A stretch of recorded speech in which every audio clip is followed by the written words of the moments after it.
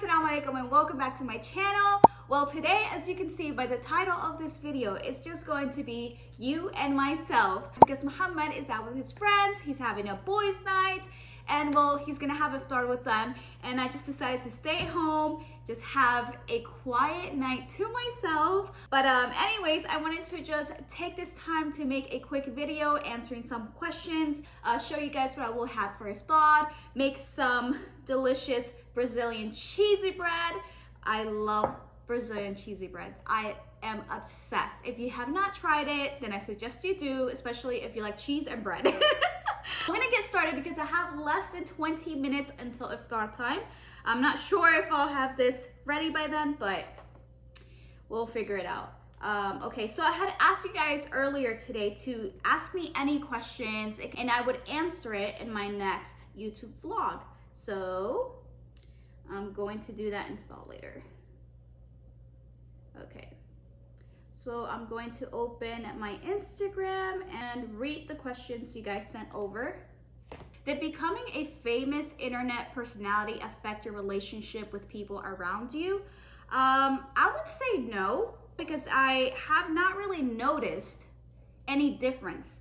To be honest, I've always had a very small circle around me. So the same circle of friends I had prior to starting like a YouTube channel or just, you know, becoming an influencer, I guess, they're still my same friends today. Okay, what do you consider is your best and worst characteristic? I wish I had Mo next to me because I usually ask him these questions. I don't really know. Okay, let's start with the best. I think my best characteristic is that I am compassionate. Like, I feel for people. I like helping people. I like being there for people. I like listening to people, to their problems, to their issues, to whatever they want to say. I like to find solutions in any problem. I just like helping. Like that's something I notice about myself, that I just love helping in any way that I can. My worst characteristic is that I'm hard on myself. I might be my own worst enemy. Like, I can put myself down really quick, but then I'll talk to myself and say, no, you cannot. Don't allow yourself to get to that hole. Like, don't get into that little sad little hole. I put myself right back up. I don't know how that makes sense, but it usually happens that way. SubhanAllah, it's crazy. Can you update us on your fertility treatment journey? I know it might be personal. Sorry in advance. It is personal, but I do enjoy sharing just because I know there are a lot of people that go through the same thing. Also, when I started with my own infertility journey, I had no one to turn to, not even a family member, because I've never knew anyone who went through fertility struggles or conceiving struggles. Okay, so going back to an update. Remember, if you have been following me for a while, then you remember that my prolactin levels were like through the roof. They were really high, and the doctors at first thought that the reason why I wasn't able to conceive was because of my prolactin level. They put me in some sort of medicine, and alhamdulillah, that medicine has helped big time for my prolactin to go down to be considered normal again.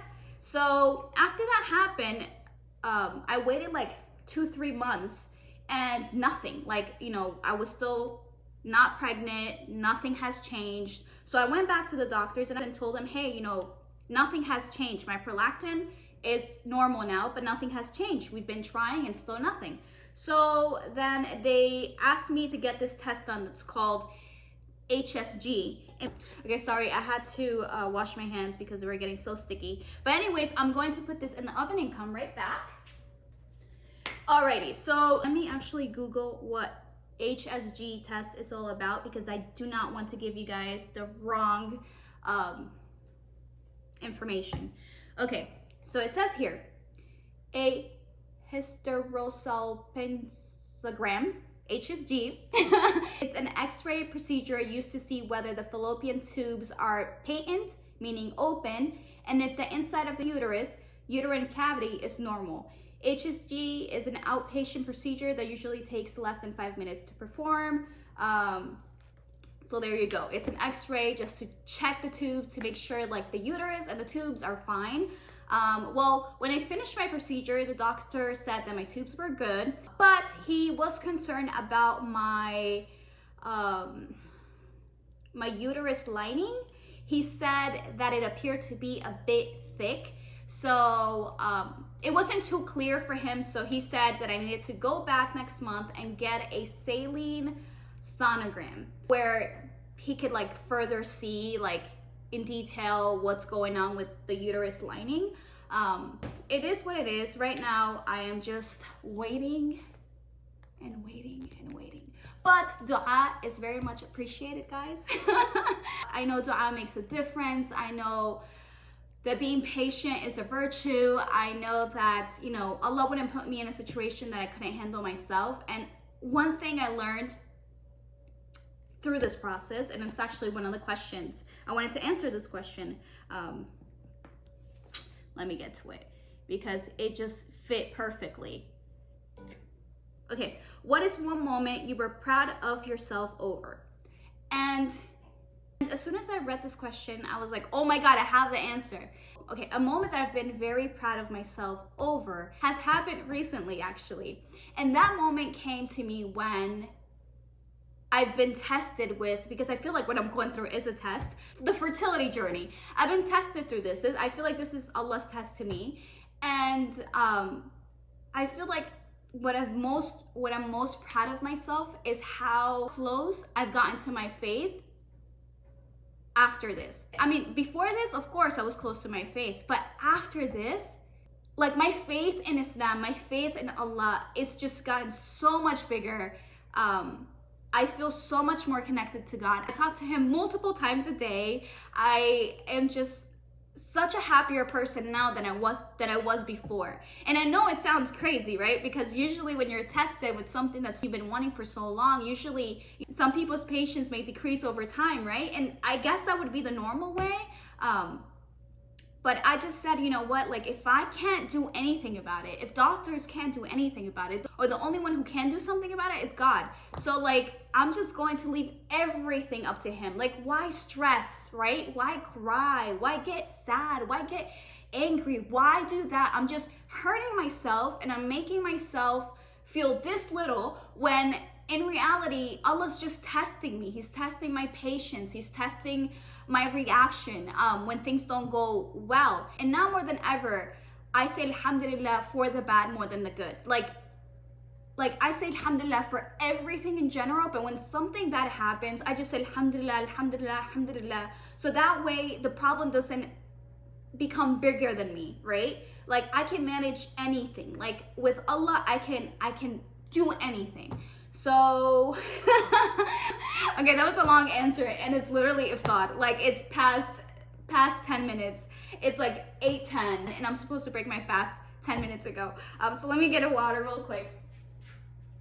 All right, so tonight I'm going to have lasagna. We ate Iftar at my parents' house last night and we had lasagna. Since that's one of Muhammad's favorite foods, my mom always makes Muhammad his own lasagna. So I brought it home with me. And sadly, he's not gonna be here to have the first piece of my mom's lasagna. I will.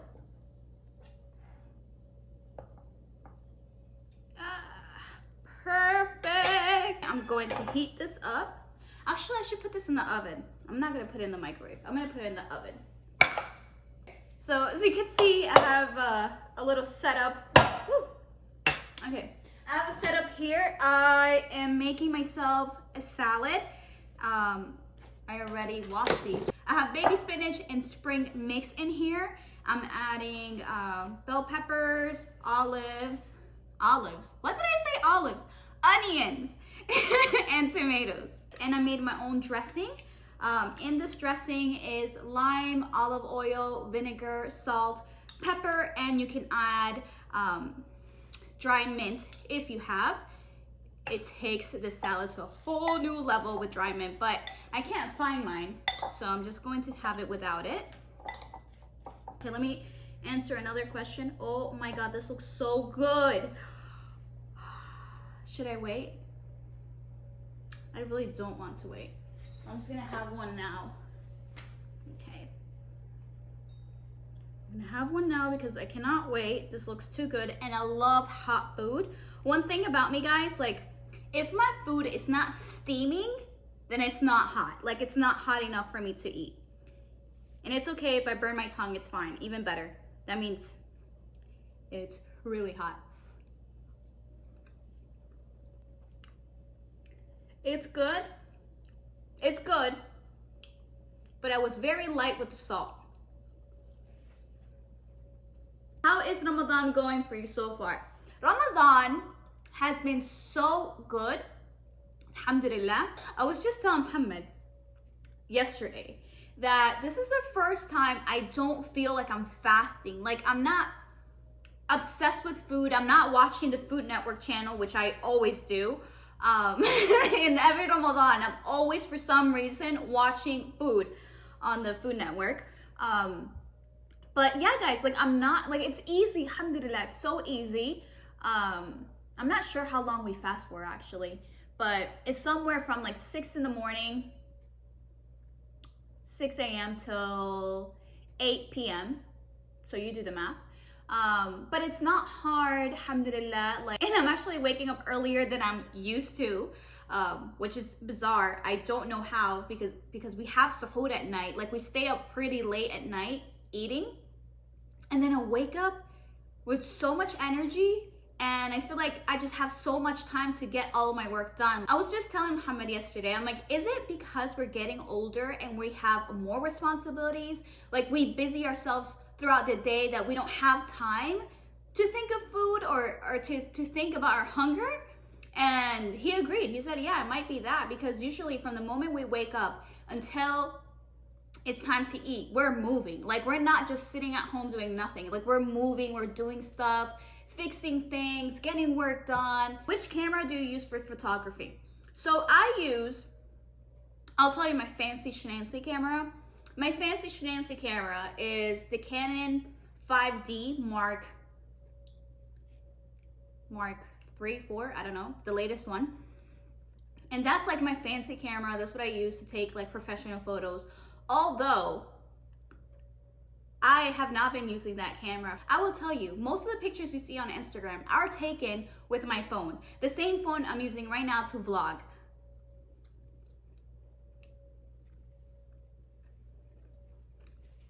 So, moral of the story is, don't kill yourself trying to spend thousands of dollars on expensive cameras, equipment, because it doesn't really matter. Unless you're like a perfectionist, which I'm not. I'm cool with anything, to be honest. As long as you guys are enjoying my content, I really don't care what I'm using to film. The only reason why I bought that camera was because I had a really crappy phone before. But now that I got the latest iPhone, I feel like the latest iPhone's quality is amazing for videos and pictures. So I don't remember, like when I went to Mexico, I took the fancy schmancy camera and I didn't use it once. It never came out of Mouhammad's backpack. And I just used my phone. I vlogged with my phone and with this new vlogging camera, which I don't know, I don't really like it. So I'm thinking about switching it for another one. But I use my phone mainly for my vlogs and for my pictures, guys. So if you're trying to become an influencer or a YouTuber, my advice is just to start with what you have. And if you have the latest iPhone, or even like the iPhone from like 2 years ago, that will do just fine. It will do its work. Just be more concerned about the content you're creating than what you're using to make the content, if that makes any sense. That would be my advice for you. This is bomb. Okay. I have my lasagna ready, which, gracias, mommy. She's the one who made this lasagna. Okay, I'm not gonna go too crazy with the carbs because I already have half my plate filled with carbs, but I'll have 3 of these, or 2. I'll have 2, and then if I'm still hungry, I'll come for the 3rd. But I don't think I'll be hungry. Actually, I made a lot, and I don't know what I'm going to do with this. Because the old Omaya would devour this in 2 seconds. Like, she would finish it all. But the new Omaya is trying to watch what she eats. And that's why she made salad. You know, you need to have a balanced diet. I'm just gonna have the whole salad. Greens, greens, greens. More greens. I have my little stool right here with me. And I'm gonna eat it here. Oh my God, this smells so good. I love you. And look at the steam. Like, oh yes, the steam, guys. You probably can't see it, it's okay. I'm too lazy to show you.